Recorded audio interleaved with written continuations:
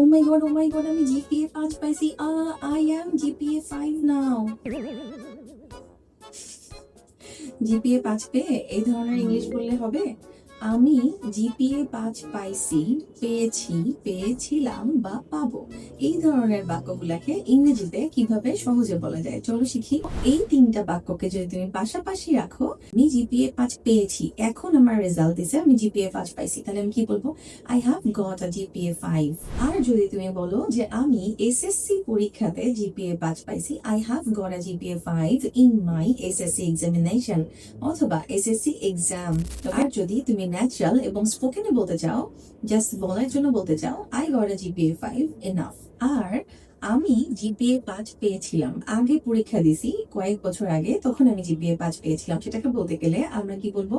একদম just have এর জায়গায় had. I had got a GPA 5 এবং আমি এত সালে জিপিএ 5 পেয়েছিলাম। I got a GPA 5 back in 2022, 2000, 2006, 2008, যেটা ইচ্ছা, জাস্ট তোমার সালটা ওখানে বসাই দিবা, তাহলে কি হলো? I got a GPA 5 back in dash, ড্যাশের জায়গায় তোমার সালটা তুমি বসাই দিবা। আর সবচেয়ে সহজ, আমি জিপিএ 5 পাবো ইনশাআল্লাহ, তাহলে সেটাকে কি বলবো?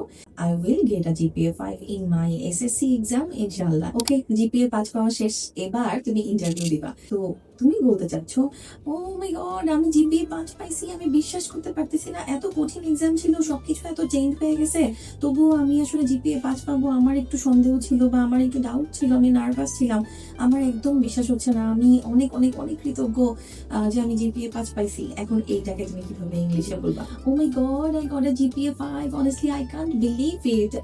Actually my exam went well, still I was a little nervous because of the changed exam pattern and so scoring system nowadays, but still I got a GPA 5 and I'm so happy right now. Thank you, I want to thank my teachers, my parents, and none other than definitely Milon sir. Thank you. তোমরা হয়তো বা কেউ GPA 5 পাও নাই, তো কি হয়েছে? GPA 5 দিয়ে কিছুই যায় আসে না, তোমার বেসিক এবং বাকি সবকিছু মিলিয়ে তোমার ভবিষ্যৎ নির্ধারণ হবে। সো তুমি যদি ইন্টারভিউ দিতে চাও, তাহলে তুমি কি বলবা?